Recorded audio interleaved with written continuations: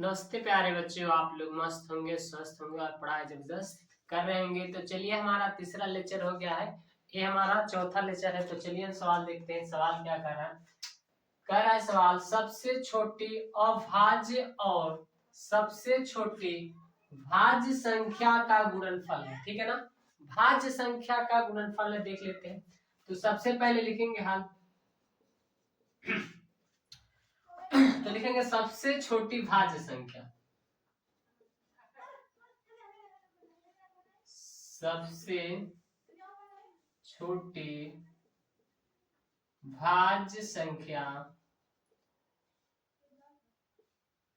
सबसे छोटी भाज्य संख्या हमारा 4 है तथा सबसे छोटी अभाज्य संख्या 2 है। सबसे छोटी अभाज्य संख्या 2 है। ठीक है ना बच्चा पार्टी लोग? और सवाल क्या पूछा है? पूछा है गुणनफल है। तो लिखेंगे यहाँ पे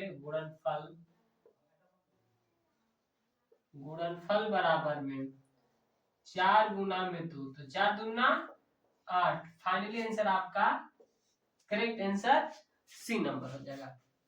तो चलिए हम दूसरा सवाल देखते हैं।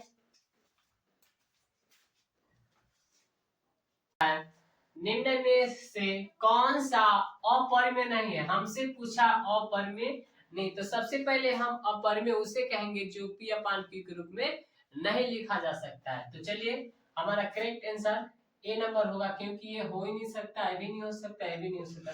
चलिए इसको हल करते हैं। सबसे पहले हल लिखेंगे अंडर रूट में 64 अपान में 81। ये 8 का वर्ग है, 28 64 और ये 9 का है। तो हमारा फाइनली आंसर ये नंबर करेक्ट हो जाएगा, क्योंकि इसको हम पी अपान क्यू के रूप में लिख सकते हैं। तो चलिए अगला सवाल देख लेते हैं, तीसरा नंबर। चलिए हम देख लेते हैं तीसरा सवाल क्या कर रहा है। किसी पूर्णांक m के लिए सम संख्या का रूप है। किसी पूर्णांक m के लिए हो, चाहे p के लिए हो, चाहे n के लिए हो, रूल्स एकदम सही में ध्यान दीजिएगा। कोई पूर्णांक ले लेते हैं हम। सबसे पहले लिखेंगे हम m इक्वल टू बराबर 1 ले लेंगे, 2 ले लेंगे, 3 ले लेंगे और रखते जाएंगे। ठीक है ना? तो वो सम संख्या होना चाहिए, पूर्णांक भी हो और सम संख्या होना चाहिए। तो चलिए हम देख लेते हैं। इसके 1 रखेंगे तो 2 1 3, ये तो नहीं हो सकता। 2 रखेंगे तो 2 दूना 4 हो जाएगा। ठीक है ना? तो ये भी नहीं हो सकता है और ये भी नहीं हो सकता है। फिर यहाँ पे रखते हैं तो 2 एकम 2 1 3, ये भी नहीं हो सकता है। अब इस पे रखेंगे 2 एकम 2 2 में 1 क्या 1, ये भी नहीं हो सकता है। अगर 2 यहाँ पे रखेंगे m की जगह 1 रखेंगे तो 2 एकम 2 और 2 दूना 4 और 2 6। हमारा करेक्ट आंसर डी नंबर हो जाएगा। ठीक है ना?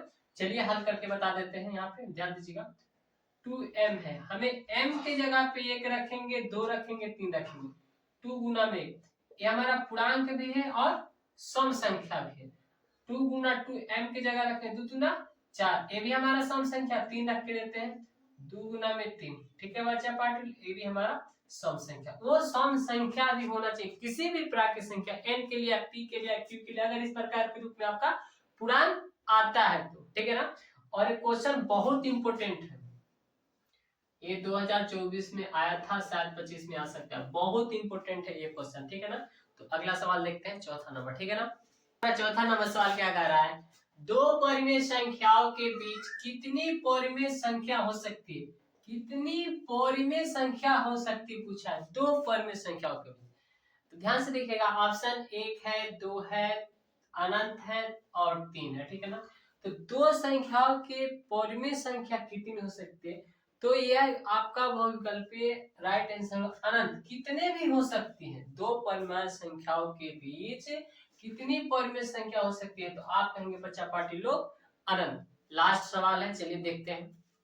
देखिए 5वां नंबर सवाल क्या कर रहा है, कंसेप्ट क्लियर के साथ समझेंगे और बहुत आराम से डीपली समझेंगे। निम्न लिखित में किसका दशमलव प्रसार शांत है? आप समझ लीजिए, दशमलव प्रसार शांत है। ये दो प्रकार के होते हैं, ध्यान दीजिएगा। दशमलव प्रसार ईशान दो प्रकार के होते हैं, दो प्रकार के होते हैं दशमलव प्रसार। ध्यान दीजिएगा, एक होता है आपका शांत और एक होता है अशांत। ठीक है, ध्यान से देखिएगा। शांत उसे कहेंगे जो कट जाए, जो कट जाए, जो कट जाए। अशांत उसे कहेंगे जो ना कटे, जो ना कटे। ठीक है ना। और इसका शॉर्ट रूल भी देख लीजिए, हम कैसे समझेंगे।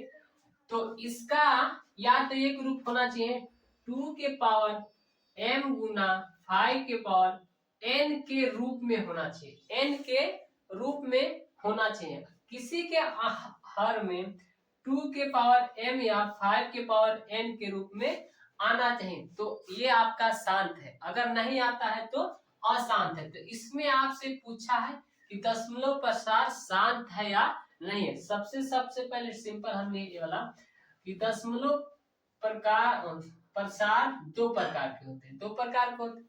एक शांत जो कट जाए या काटा जाए, दूसरा अशांत जो ना कटे। ठीक है ना। या 2 के पावर m गुना 5 के पावर n के रूप का होना चाहिए। ठीक है बच्चा पार्टी लोग। तो चलिए इसमें देख लेते हैं कौन सा है। पहला देख लेते हैं, 2 2 दूना 4 4 दूना 8। तो इसको हम लिखेंगे 2 के पावर 3। ठीक है ना।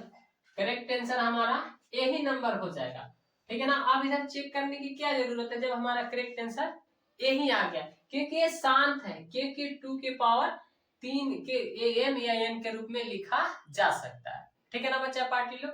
तो फिर सेशन आपका पहला लेसन का इंपोर्टेंट हम बता दिए। कल से आपका 2.1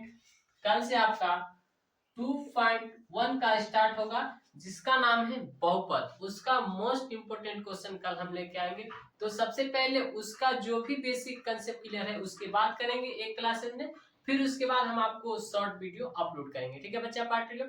तो आज के लिए इतना ही, और लेसन इतना पढ़ लेना, इसमें से बाहर अगर एक भी आएगा ना तो फिर हमसे करना, मिशन आपका यूपी बोर्ड है 2025। ठीक है बच्चा पार्टी लोग। बाय दोस्तों, मिलते हैं कल।